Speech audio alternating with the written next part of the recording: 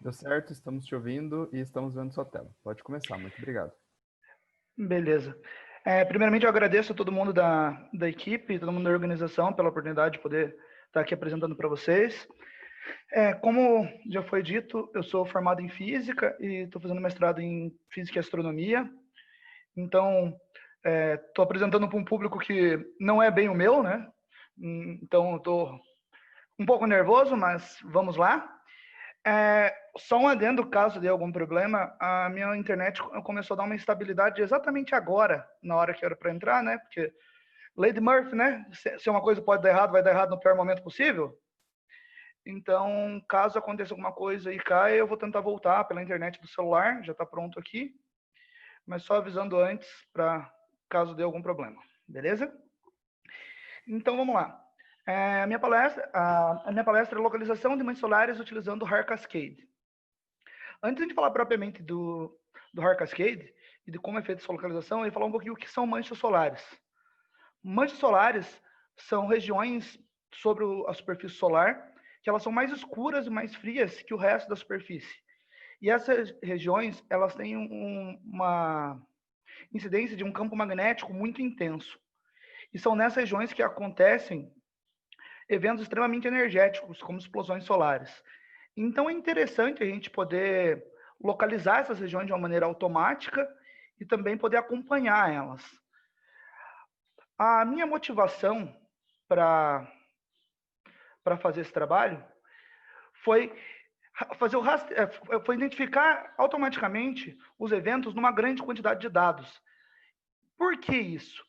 Quando eu fiz o meu TCC, eu fiz sobre rotação solar.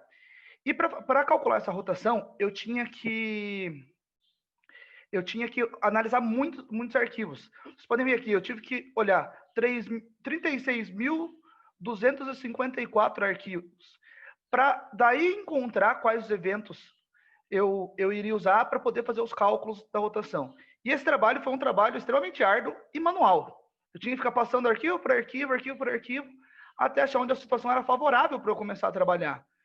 Então, se eu tivesse algo que já fizesse essa identificação automática, teria me poupado muito tempo. Teria sido bem mais simples de fazer. Então, além de você poder fazer essa filtragem, né, vamos dizer, essa identificação dos eventos, a gente pode também automaticamente rastrear a mancha. Então, facilita bastante se você quiser fazer um tracking, se você quer fazer um rastreio do objeto na superfície solar. O HAR Cascade, ele é uma técnica de aprendizagem supervisionada que ela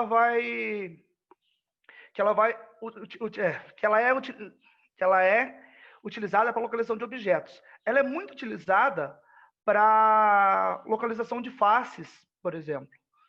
E eu achei interessante aproveitar isso e testar com manchas solares, para ver se teria um resultado satisfatório. A biblioteca que eu utilizei principal foi a OpenCV e ela foi feita em Python. Para a gente dar a sequência, eu separei nesses tópicos, para a gente poder desmembrar um pouco melhor como que isso foi feito. A primeira coisa, a gente vai ter que fazer separar as imagens negativas e criar as imagens positivas. Como que é feito isso? As minhas imagens negativas, elas eram o disco do Sol, sem nenhuma mancha solar. Elas tinham 400 por 400 pixels. Já as imagens positivas, elas não foram adquiridas no satélite igual as imagens negativas.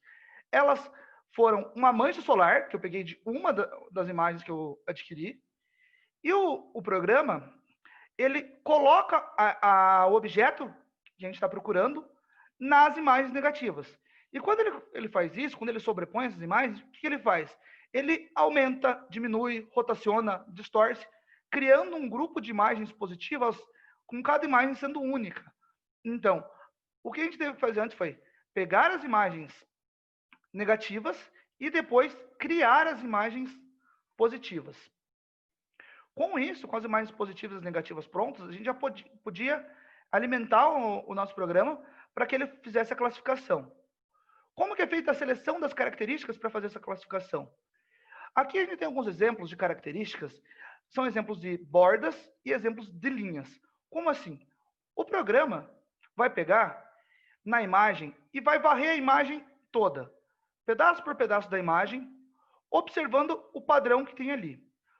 Uma característica perfeita, vamos dizer assim, uma característica ideal, seria todos os pixels brancos e todos os pixels pretos.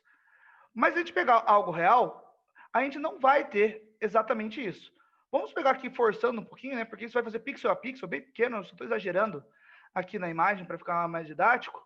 Mas vamos exagerar mais ainda, como se fosse esse quadrado que ele estivesse analisando. Se a gente pegar esse quadrado, a gente pode perceber que a gente tem uma parte escura e depois uma parte um pouco mais clara, mais longe de ser realmente branco. Seria algo parecido com isso. E como que ficaria esses valores numa imagem dessa? Esses valores se aproximariam de valores como esse. A gente tem a parte mais escura e ela vai clareando conforme vai ficando nas bordas. A característica, como que ela é feita? Ela é feita pela diferença entre os pixels pretos e os pixels brancos. Então, essa diferença, essa variação, vai ser o quê? Vai ser a somatória dos pixels brancos dividido pelo número de... somatória dos pixels pretos dividido pelo número de pixels pretos, ou seja, a média dos pixels pretos menos a média dos pixels brancos. Para uma situação ideal, o que vai acontecer? Esse valor vai ser 1. Para uma situação real, que é o nosso caso que a gente tem aqui, o valor foi 0,55. Quanto mais próximo de 1, mais forte vai ser essa característica. Então, o programa vai fazer isso passo a passo, varrendo toda a minha imagem e vai criando uma matriz com esses valores. Depois, pela combinação de características de borda com características de linha, ele consegue gerar uma matriz de características que vai ser o que ele vai buscar depois nas nossas imagens. Quando foi feito o treinamento, foi utilizado o algoritmo AdaBoost para fazer esse treinamento. Eu utilizei 3.000 imagens negativas e 1.800 imagens positivas para fazer esse treinamento. O treinamento ele não foi muito longo, eu consegui fazer, ele durou coisa de 5 minutos para ser feito, e por causa do número de imagens. Se eu pegasse um número maior de imagens, isso ia demandar um poder computacional maior, mas isso era para fazer o primeiro teste. E os resultados foram interessantes para o tempo que levou para ser feito. E como que funciona, depois do algoritmo treinado, o nosso classificador?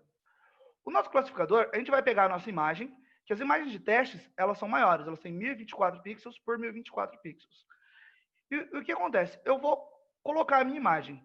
Essa imagem vai pegar, passar por uma das características.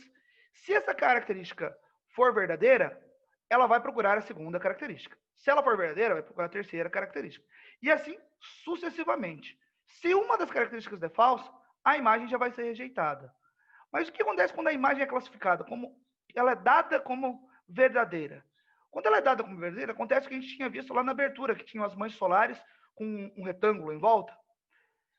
Esta imagem foi uma composição da imagem de vários dias de manchas solares, né, vários dias de observação do Sol, e eu somei todas elas para criar uma única imagem com várias manchas solares para ver o quanto o algoritmo conseguiu localizar, se conseguiu localizar todas elas. Se a gente observar aqui, ele localizou uma boa quantidade, mas a gente ainda tem algumas outras aqui menores que ele não conseguiu localizar. Se eu der um zoom aqui, a gente pode ver um pouco melhor essa parte.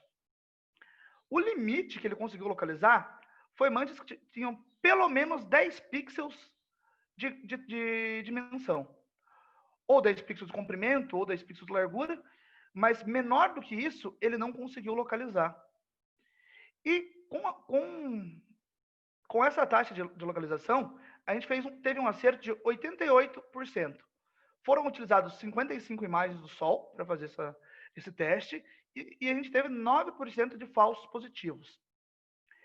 E como que pode ser melhorado, ou pode ser refinado esse algoritmo? A gente pode fazer o treinamento com mais imagens de manchas solares de formas diferentes, porque eu usei uma única mancha solar como base. E a gente pode ter manchas solares de vários formatos, vamos dizer assim.